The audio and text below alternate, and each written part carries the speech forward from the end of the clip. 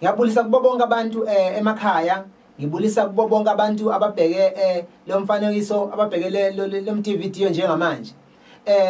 Lamhlanje sivakashele futhi umkhulu uDr Ngonyama.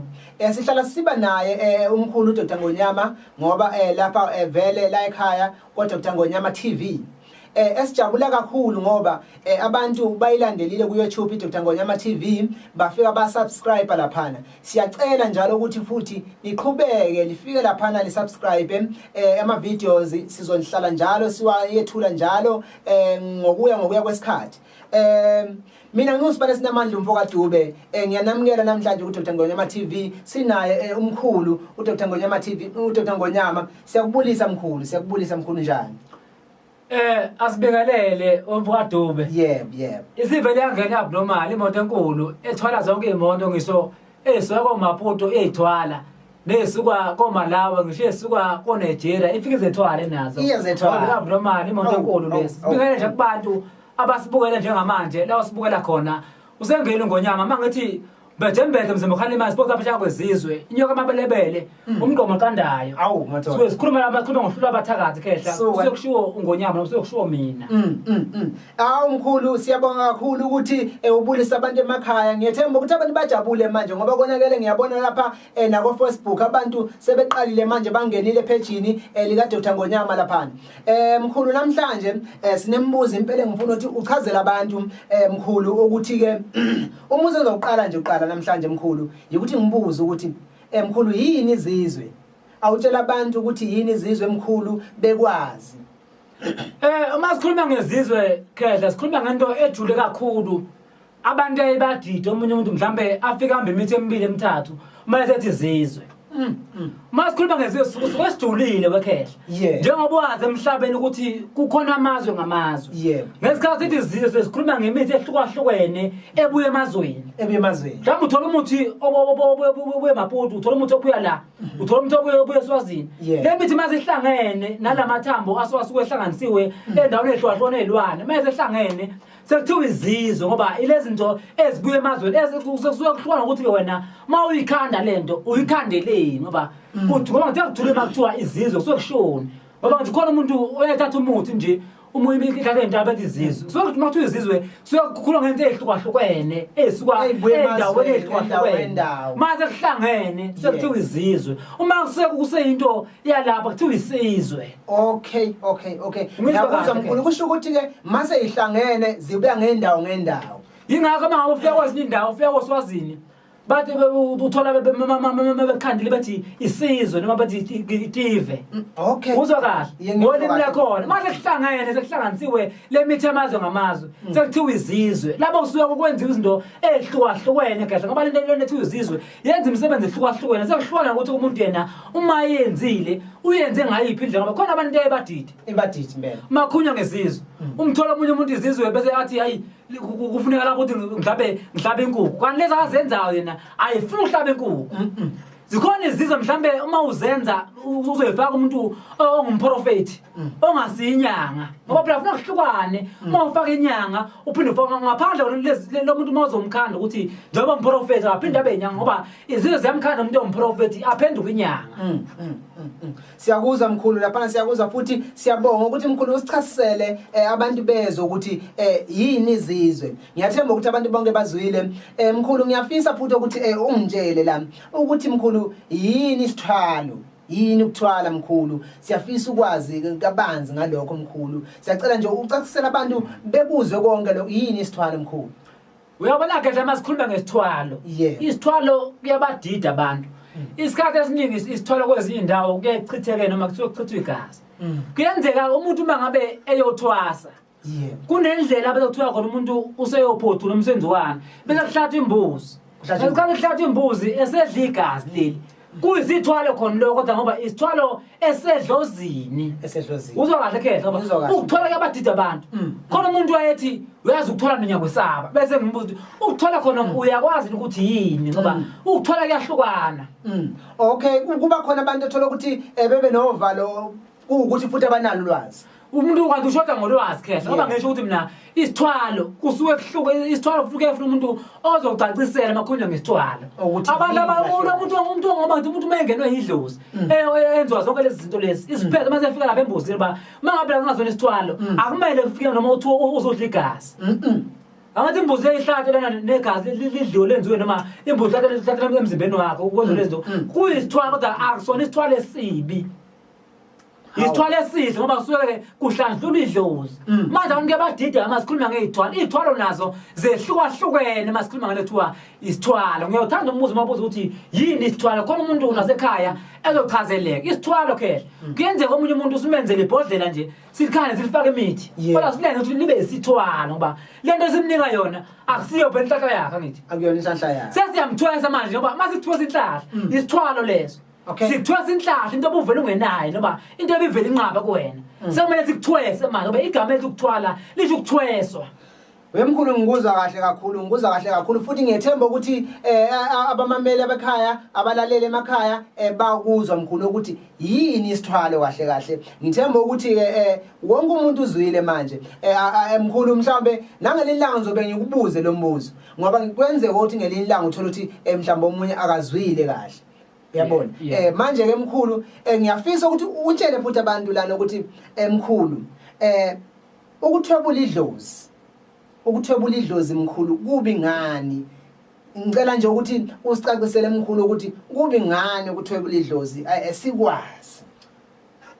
uthini indaba ejulile khehla uma sikhuluma ngokuthwebula idlozi ukuthwebula idlozi ekhehla kubi ngoba kuyayiphendula izinto zabanye abantu mangabe uthwebula idlozi angithi usuke manje kufana nokuthiwa makuthiwa kuthwetshula umuntu esaphila umuntu mathethula esaphila into ethi inhlahla kuyena ayibisenzeka mhlambe kwenzeke kuwena mangabe izinto bekumele zize kuwena zingasezi kuwe kanti khona indoda esimeme ngamandla akho ungizwa kahle manje makuthwetshula idlozi kwanawe idlozi lemali kubhelela nothwetshula usuthwebulekile nabo lokho belikunika khona selinika lo muntu olithwebulekile umbona umuntu ophila kahle phambili ngempilo kanti uthwebule wasala namandla nakonke lokho idlozi ebelinika khona noko lihluze kunina sekubhekena konke manje akusabuyi ngapha star kubi ngaloko ngoba ke izinto zibheka umuntu oyedwa azibabheka abantu bomndeni abanye akusavela inhlanhla ngoba idlozi mangabe naseselibheka umuntu oyedwa suke selilibi asaqondanga hlahla idlozi malizizala ekhaya kuyokubalekile ukuthi lisibheke sonke mangasibheka idlozi sonke sekhona limbhekayo kuphela sekunenkinga noma sekunomkhuba okhona lapha wemkhulu kusho ukuthi kahle ngiyayithola indaba yokuthi ukuthwebula idlozi kubi ngani ngoba ngempela mangabe sokuthiwa izinto manje seyibheke emntwini oyedwa manje ke kwabanye akusaveli lutho kubi ngempela into embi leyo khehla ngoba imbi into ehlukumezana noma into ephazamisa abanye abantu empilweni zabo umuntu umthola sokola amunye mhlawumbe umsebenzi ethola nemali oyiphatha kodwa akayiboni imali ukuthi yenzani ngoba lezi zinto zonke zisuka ziyowela kuwena bafasiwe bonke abantu noma ebaleni noma ekhaya kunalo muntu olokho emile nje oyedwa olokho yaphambili kanti lo muntu uphila ngeinto zabantu ngoba phela azikubese singakufihli lokho uzophila ngeinto zabantu ngoba idlozi suzonika nonke lezi zinto bese yonke lento uyethatha wena uyegwamanda uyenze yakho siyakuzwa mkhulu ngicabanga ukuthi uyibeke yacaca wonke umuntu osemakhaya lapha uzwile ukuthi umkhulu uthi kubi ngani ukuthwebula idlozi mkhulu mfisa usichazele futhi kabanzi ukuthi mkhulu kuhlukanaphi la usitshela ukuthi nje umehluko la inyanga nomthandazi kuhluke kanjani mkhulu inyanga nomthandazi usitshele nje kabanzi ngayo le ndaba leyo mkhulu futhi usifisa ukwazi inzima ke le nto khehla yebo umthandazi khehla ilo muntu othi mangabe umuntu ezile kuyena enenkinga afika amkhulekele akaze ngiyangizwa indlela umthandazi lo muntu othi umuntu mangabe ezile kuyena noma aphethele noma aphethela umanzi afika akakhulekele amsize ungekho umuthi umthandazi kahle umuthi awukho kusuke ukukhulekelwa lawo manje umkhulekela lo muntu bese yasinda yilona esimbiza ngomthandazi labantu abaningi abantu uthola umunye asebe abasizana eyiwasho kodwa umuthi kahle umthandazi akawuphana noma akawuthinte noma akawuphatha umuthi umsebenzi wakhe ukuthi akabakhulekela abantu akabathandaze abantu bathiwa ungumthandazi Ngiyawuza mkhulu umthandazo kusho ukuthi mangabe ufika kuyena akumele manje bese thinta umuthi mkhulu. Umthandazo umsebenzi wakho ukuthi nje akuthandazele. Abambe ibani lezo akukhulekele ibani akakhulekele nawe noma mangabe khona zokukhulumela akutshela indaba kodwa umsebenzi wakhe ubuthandaza ngoba ungumthandazi. Hayi cha ngiyathemba ukuthi abantu sebeyizwile le ndaba ungadideki ke uma ungabe uthola ukuthi awuyitholi impendulo yalokho kufuneka uzuyitholisise ukuthi kahle kahle uhlukephi umthandazi nenyanga. Kunjalo khehla kunjalo ngoba usekhuluma nje ikakhulu ngithi mina ngiyamthanda umuntu othi into mayithanda bese eza kubantu abazofike bemenzele ngoba kuyakhonakala ukuthi umthandazi umguqule abe inyanga ngaze umbuzo kahle yini. Yebo ngoba besikhuluma ngezizwe izizwe phela ngithi mangabe uyifaka ezangempela ezokhanda umnyanga umuntu mase uyifakile lo muntu omthandazi ziyamfuphisa umuthi zimtshela ukuthi hamba uthatha umuthi okanje manje khona umuntu ozayo kusasa ufuna umuthi onje uzufaka lezizwe ke manje ezomenza ukuthi aphenduke inyanga. uyokhona ukuba awuphenduke inyanga uyaphenduka abe inyanga kodwa mase efakwe lento le. Okay ngiyakuzwa mkhulu nami impela cha lapha bengingazi mkhulu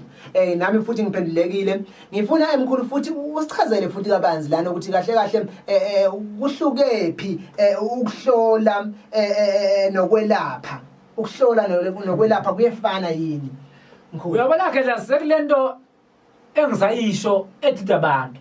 ukuhlola nokwelapha masikhuluma ngokuhlola nokwelapha khona abantu abadidekayo mhlawumbe umunye umuntu ebona mayifika esontweni aprofita akhulumisa umoya bese umuntu athatha isinqumo esirong ahambe aye endlini yakhe afika avula ikhosomba lakhe lesigodlo alanda imithi noma ahambe ibuza kubantu abuya usiza abantu ngoba uyibona ukuthi yena uyakwazi ukubona inkinga zabantu iqala lapho kwenkinga. Ngesikhathi wena kade ungazazi ukuthi umiphi kanti abona kade nje ungumthandazi phela noma umuntu oboniswayo noma ubona amazwe khona ubona inkinga zabantu uma uthandaza bese uthatha umuthi ihlukane lento. Okay kukhona ngoba kukhona umnyanga lapho suka khona sesijula nenjula buchopho sigaya umuthi esazi ukuthi mangabe umuntu afika enenkinga nje simnika kahle kahle makhunyo umonga kwasekuqaleni masikhuluma ngenyanga ilabantu ababeke uza nenkinga umuntu umtshela ukuthi mkhulu no 1 no 2 no 3 bese umuntu akutshela khiba lo muntu ukuthi usebenze kanje uzokulekelela kuhambe kwade kwashinya ngoba ke izinto ziyahamba ngoba ngithe kunento kuthiwa izizwe obayifake iphinde kwelekelele mathi ubuyinyanga bungaboni bese uphinde uyabona laba kukhulunywa ngomuntu ongumthandazi ngoba sikhuluma nje sikhuluma ngokwelapha nokuhlola kuyenzeka omunye umuntu ahlole azowabiza amagama noma azayibhizi zonke izinto ahlule ukwelapha uyangizwa khehla lo muntu unesithunywa sokuthi abone inkinga zabantu mhlawumbe aphinde abakhulekele yena wayesebona ngoba kahle kahle masikhuluma ngokukhulekela abantu kahle umuntu makukhunywa ukukhuleka esikhathini sakazi ukuthiwa thina umuntu uyambonga la kombonga ngakho. Yebo iqiniso mangabe engakaphendulwe ngonyama wamfaka izizwe wamenza inyanga uzwa kahle yilapho lo bakho lomehluko uthola umuntu ohlala kakhulu kodwa mase kumele kusizakale ungathola usizo. Ngicela ukubuza ke mkhulu la kuyenzeka yini ukuthi umuntu abekwazi ukwelapha kodwa engakwazi ukuhlola? Kuyenzeka khehla akendlela engikhulumayo kunenje lapho kahle kahle basikhuluma ngenyanga ikhona imithi egayo zinyanga mhlawumbe umuntu ubazi ukuthi ubebona phambilini mhlawumbe mayegaya imithi azathinte nemithi mhlawumbe engeze ukuzwana nedlozi bese ledlozi belibona seliyavaleka ungizwa kahle akasakhona ukubona kodwa uya ezegayele into yokubona uzumangala ukuthi lo muntu yena akahloli yindaba engahloli ngalento kanti usukwathina nezinto engazwani ledlozi noma engahlambulukile mama ngabenza imithi lalo liyaqhela idlozi laqhela lo muntu useyelapha kuphela akasaboni sofuthi umtshela ukuthi mina inkinga yami kanje ngoba kahle bakhona abantu abahlolayo okay ufuna ukwazi ukuthi yazi mangiye kubani mangifike ngahle uzongihlolela sengiyosuka kubani ke manje sengiyolungisa lokho akubona ngoba ngiyazi ukuthi umuthi uyamehlula usho ukuthi mkhulu mangifika emuntwini okwazi ukwelapha kunjalo engakwazi ukuhlola ngihle ngimtshela inkinga yami kunjalo ngiyakuthola ukusizakala ngempela kunjalo ngoba khona into abasidayo ukhona umuntu wayethi akajike kumuntu mhlawumbe umuntu onayo lento akazeyifuna athi lo muntu uhluphe ngoba akahloli noma ukuhlola ukuthi uvela into akahloli manje angibanga zawuthatha umuthi umuntu ongahloli yebo bakhona abantu abangaboni abangahloli kodwa umuthi owufunayo uzofika uthole bayazi amadoda lawa ayagijima kakhulu mangabuya kumuntu owazi isitori sakhe ufika kwenzela into ozoyifuna akunike yona ifike ikwenzele into oyifunayo ngaphandle kokuthi akuhlola Hey bayezwa abantu emakhaya ngiyethemba ukuthi wonke umuntu umlaleli emakhaya uzwile ukuthi sikule ndaba yokuhlola nokwelapha uDr Ngonyama sesichazele kabanzi ngiyethemba ukuthi wonke umuntu uzwile Dr Ngonyama ngizothanda ukuthi ngibuze ngiyohlala ngibuza Dr Ngonyama ukuthi abantu bezibekwazi bezazi lezi zinto bezazi beyiqonde Dr Ngonyama awunjele la umuthi omuhle ngonjani kathi njalo futhi umuthi omubi ngonjani funa nje usitshele ukuthi omuhle ngonjani Dr Ngonyama umuthi kahle umuthi omuhle yebo ile muthi ongenayo kakhulu imithetho noma lokho okuzothiwa kuwena ngoba wena uzosebenza lo muthi manje awusezi ukulala nonkosikazi noma wena usaya embhedeni lo muthi kahle mubi asikhuluma iqiniso lo muthi othuka ukuhlukanisa uzophuka ushintsha impilo yakho mubi lo muthi ingaka abantu abaningi bayazi mayifika Ngonyama bese bananti into ethile ngibatshela abantu ukuthi minayi mawuza Ngonyama ungaphazami noma into obuvela uyenza qhubeka nayo musukuyeka into obuyenza ngoba lo muthi wala ekhaya awushintsha impilo yakho kuphela ngohlonipha kulawo malanga beqhubeka nempilo lo muthi okushintsha impilo yakho funa wazi kulo muthi awulunganga Ngizwa kahle umuthi omuhle ilo muthi lo ngoba ngikhuluma umuthi omuhle ukushintsha into zakho umubi lo muthi omuhle ilo muthi wathi qhubeka nje la uvela uphila khona wazi uphila impilo njena namanje umuthi ngisawudla kodwa angiyekanga lutho empilweni yami angishintshanga impilo bengiyiphila kuyenzeka kusho ukuthi kwenzeka Dr Ngonyama ukutholakala umuthi ukuthi manje usunendlela yokuthi manje usushintsha nokuphila manje ikhona imithi enjalo khehle emshintshayo umuntu mhlambe omunye umuntu izimlulo emlulaze ngisho na kwimizwa yakhe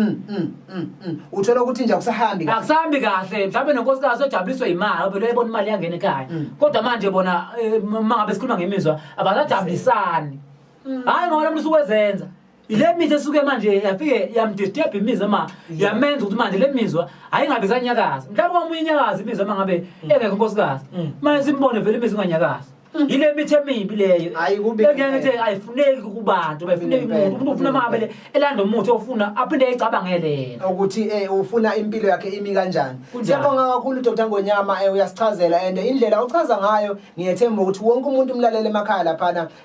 uyayizwa lento futhi ngiyethemba ukuthi bonke abantu bazosukuma bebuye bezobona uDr Ngonyama ulapha eJimstead engithemba ukuthi wonke umuntu mhlamba ofisa ukusizakala ofisa ukukhuphula amandla ofisa ukwenza into zakhe zenzeke akabona uDr Ngonyama Dr Ngonyama ngisaqhubeka njalo ngiyakubuza ngifuna ukuthi abantu futhi emakhaya bechazeleke bezazi lezi zinto awungitshele Dr Ngonyama ukuthi kahle idlozi elibi ngelinjani usitshele nje ngedlozi elibi ukuthi ngelinjani bekwazi abantu idlozi elibi khehla ile dlozi othi mangabe kade uyisebenzela bese lifike lingene likhiphe emlungwini umiyeke umlungu ukwenza kwedlozi liphinde lingaqondi futhi uphinde uhlupheke nama sekunjalo suqondisile kwedlozi lelo dlozi suwelilibi khehla basuke lifuna ukulungiswa idlozi lihluphekisayo idlozi elibi khehla lihluphekisa yonke indawo kunjalo khehla umuntu umbone ahlupheke kodwa manje kuthiwa uyazi umuntu isangaba la muntu inyanga kodwa manje inqola phambili ayikho kunenkinga yedlozi kunedlozi elibi phezukwakhe noma kunedlozi elingazange lenze into zala ngokomthetho ngokwamasiko mali njalo liphenduka idlozi elibi cause engenziwanga kulona zaqonda ngiyathi mina khehla leli dlozi mahlale lifika kuwena lihlale likufuna izinto kodwa lingakuniki izinto lesidlo suwe nenkinga khehla suwe lifuna abantu sukuma usumuyobona abantu baqonde libi mali njalo kufuna liqonde lifuna izinto zoyithatha mangabe lingakunikezi hamba uyofuna abantu ke baqondisele ngoba namhlanje baningi abantu abasiza abantu hayi ngoba abantu bengabasiza ukuthi manje idlozi elikubona khona into eyishodile ukuthi zilungiswe kubani ngoba khona abantu abaningi namhlanje uthatha umuntu umsebenzi wedlozi ulungisiwe kodwa manje bangawuphetha noma base belitshontsha belibopha balivala selili mase livaliwe idlozi selifuna ukuyovulwa manje ngoba liyamhlopheza nomuntu kunjalo impela siyawuzwa laphana Dr. Ngwenyama usichasisela kabanzi ngedlozi usichasisela ngayo yonke into abantu abadinga ukuyazi ngifuna ungichazele futhi laphana Dr. Ngwenyama ngoba ngifuna ukuthi nami nginje ngosibani umfokadube ngisale ngizazi lezi zinto ngifuna ungitshele laphana ukuthi kathi izizwe ezingahlambulukile zenzani kumuntu izizwe ezingahlambulukile okokuqala khehla izizwe engahlambulukile balala lapho esikhuluma ngalezi zizwe mhlambe bekuthiwa mhlambe ezinhlahla yebo ngesikhathi engahlambulukile ke phela zifike zeyivala inhlahla kwayo lencane ebivela ikhona zifike zeyivala ake ndaba noma befaka umprofit uma engahlambulukanga futhi umprofit yomthola ehlala khala ekhaya mayifike mhlawumbe abantu abakhulekayo akhale eze ukuthi khona into engivukayo kodwa manje ingakhulumi ngoba ufaka into ebengahlambululwanga kwayona kuba ngathi manje lo muntu bevala kanti usuke wafaka umuntu ongenalo ulwazi ngeke umfaka into angayihlambululwanga impi into enjalo ngoba uthola umuntu onjalo isikhathi esiningi uba negazi elibi nasebantwini manje usho ukuthi umuntu onjalo omkhulu usuka awungichazisele mawuthi wena uba njani ebantwini uba negazi elibi khehla ngoba mangithi mina kuleyo nto uthothi lento ufakiwe yona ngesikhathi unoma ukhuluma nabantu njengomuntu wena onganoma ukuthi uyakhulumisa umoya ungathi wena kunesichithe sikuwena hayi ngoba kunesichitho ilezi lo ofaka yona ayihlambuluki into engahlambulukile injalo ngoba ikwenza ukuthi wawona kwasebantwini mawunyanyeke ube nje nesidina izizwe engahlambuluki ngoba ngithemba izizwe isikhathi esiningi zihlambulwa ngendlela ezahlukene yebo ungazi muzwe kahle zikhona izizwe ehlambulwa kuthiwa ehlambuluki ngokholoko nje kuphela sebenza uthiwa ukuthi ayihlambuluki inaka esiningi unokuthola abantu abagaya izizwe asesa noma sebekhulile uthola bayephuzela uthiwa isikhathi esiningi uzomanga nathi lo mkhulu engifaka lento kodwa ebedawa kanje yena ingoba lezi zakhe yena zihambisana notshwala phakathi konke zihamba notshwala umthola umuntu uyawudlula umoya kodwa futhi ngasatshwala kapheli lento yakhe phama kakhuluma ngabe esedlakiwe ngiyakuthola lapha Dr. Ngwenyama ngifuna ukuthi ngibuye ngibuze laphana ngiyethemba ukuthi abantu bayizwile lenkulumo athi siyikhuluma njengamanje ngifuna ukubuza laphana Dr. Ngwenyama ukuthi kathi ikhona into okuthiwa inkosazane yini ingabe ikhona into ekuthiwa inkosazane ngifuna ukuthi usichazele sizwe ukuthi ingabe into ekhona vele ephila ekhona nje le inkosazane khehla ikhona yebo kodwa into engafiki nombanga ngoba ufuna sikhuluma iqiniso yebo inkosazane ayifiki kunoma ubani kuba yilo nalo muntu osuke ebe nalowo nhlahla iyafika kuyena noma yakhuluma naye ukuthi yenza ukuthi noma yenza ukuthi nokuthi mayifika ekasiningi kubani manje komunye ifika nje umuntu ifika ikhulume naye abona umuntu imbuntu yenza u1 no2 no3 no4 mase ifikile ko ekasiningi ayifuni ukuthi uhambe ukhuluma phela uhambe utshela abantu ukuthi yazi ikhonto ethethe ngabe endaweni ethile futhi ke ufuna ukuthi wena yenza leyo nto uthule wenze leyo nto ikwazi ukuthi ikucebise ngendlela lezokucebisa ngayo hayi manje ngihamba sengitshela omakhelwane hayi ke uzimoshile masikwenze kanjani sengimoshile uzimoshile umcebo uzohambisile Nkosi yambandla ivesa nihambe uhambisile imcebo khehla siyakuzwa lapha Dr. Ngwenyama uchazela abantu nginethemba ukuthi abantu bayayizwa into ishoyo futhi nginethemba ukuthi wonke umuntu lapha naku page lapha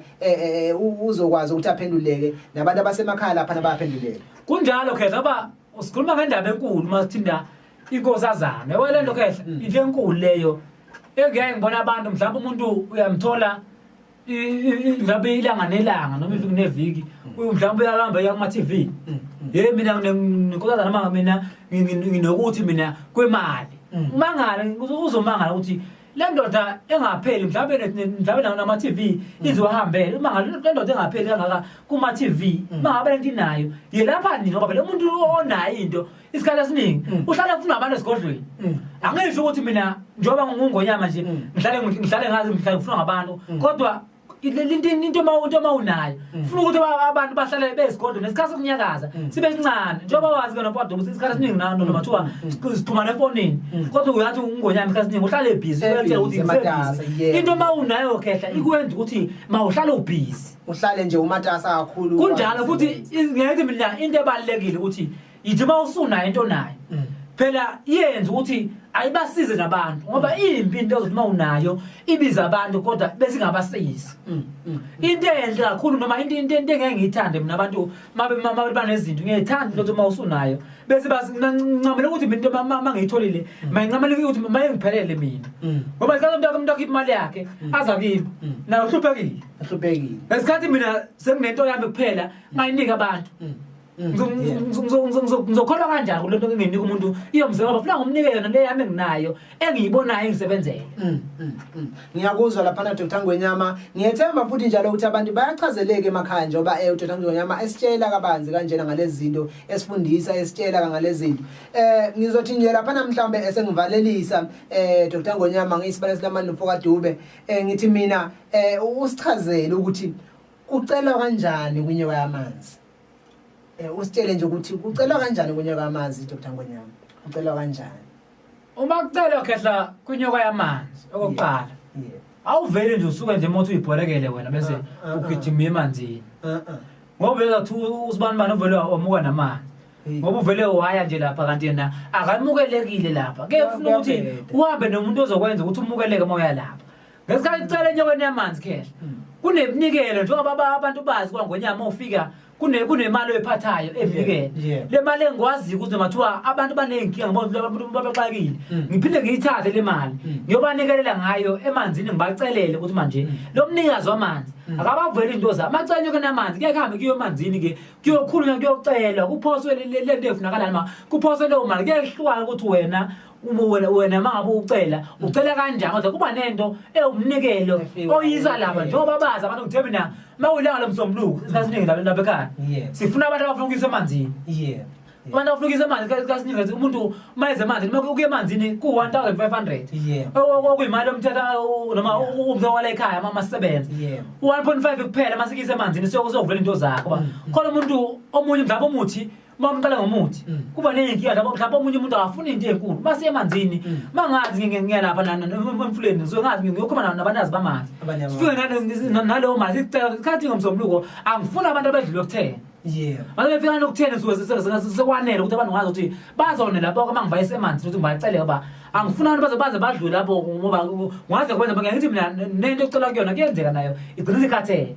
so ngiyengazi ukuthi mina eselakha isivumelwane magcine ku10 noma sibe ngaphansi kwa10 ngiyonicela emanzini ukuthi maniphatha leyo mali nemali emhlobo ukuthi siye emanzini siphinde ngifeke ngimcele leyo into eniyifunayo ngoba ngithe emanzini awuvele ubhoreke nje uye khona lekhama kwaNgwenyama eJimistini kuzoya ngomsombuluko emanzini uphansi 1.5 usukuyazi ukuthi wena yini Ngwenyama ufuna ukuthi mawucela yona emanzini ukuthi mayilunge kuwena khona abantu wethu umuntu mhlawumbe unengubo ufuna kwembulo lapha azalembethe umuntu ekhasiningi mabe simise emanzini into akesheshe zenzelwe khona abantu okudala bambe inyanga kodwa awubasiza umuthi umuntu onjani namhlanje ngiyathi mina akasondela Ngwenyama sihambe naye emanzini aphathe le 1.5 sena emanzini sifike simenzele into ayifuna noma sibe simcele emanzini awubone umehluko phezulu kwempilo yakhe yebo siyabonga kakhulu Dr. Ngwenyama lapha sizwile ngiyathemba ukuthi balalele emakhaya bayizwile lento ayishoyo Dr. Ngwenyama uyatholakala lapha eJimistini uyatholakala kulezi number ozozibona lapha ku screen sizoyibhala ngoba sechazile ukuthi mawufuna ukuthi eyokucelela emanzini ubuya ngomsombuluko uyiphathele u1.5 uyakwazi uhambe nawe emanzini niyefika ecelele zonke izinto zakho zivuleke konke okumnyama kube mhlophe uthola umsebenzi uyenze yonke into oyifuna empilweni ngiyabonga nje kakhulu mina ngisipana sinamandla Mfoka Dube ngizodedela uDr. Ngwenyama anivalelise sijabule nje kakhulu ukuthi abantu sibe nabo lapha ngoba Facebook sinabo lapha ku Dr. Ngwenyama TV ku YouTube siyajabula kakhulu ngoba abantu bayapressa lapha subscribe ngithi njengamanje mawubukele sicela umpress subscribe siyabonga nje kakhulu okay bantu bakithi sesivalelisa nje njengoba sesikhulumile engithembi nakhehla ukuyihlupha kwathi sikhulume nabantu siyasuke senze sibachazele umuntu azi naye athola usizo abangithengela ilanga mina kuyenzeka umuntu abe nenkinga emcakayo kodwa manje angazi uzophuma bheki bani noma lento mhlawumbe kungamasayini angazi kulento isho ukuthini masikhuluma nabo abantu abasuke senzele ukuthi-ke umuntu abe nolwazi njengoba seshinda umfwadube okuzijabulisa ukuthi kulolu hlelo lekhaya ukuze siqhubeke nalo khehla yebo abantu babazi bakhomente ngamakhomenti abo noma uma benemibuzo baphinde bayibuze bakhomenti sizokwazi ukuthi uma ngabe khona ufuna sikulungisele ekhaya siphinde sikulungise baphinde abantu basilande basubscribe ukuthi sikwazi sibenzele izinto sikwazi ukuthi sibachazele abantu kwangonyama abantu abaningi bayazi segoli eGymnastic kubantu abakhele negoli nakubantu abasuke endaweni ehlukene kwangonyama amukelekile khehla sebamukela abantu ngoba omunye umuntu uyafika kwangonyama ethi yazi ngulu ngiphuphile mina ngakubona kuma TV abantu bangiphupha ke mina khehla ngoba mina elamidlozi inamandla liyafika umuntu angazi vele liveze ma bonakala yiko ngithe mina khehla ngiabnormal imoto enkulu ingadlangala ethola zonke imoto ngiyakuthola asinivalize la usiyangithanda la emakhaya siyangithanda kakhulu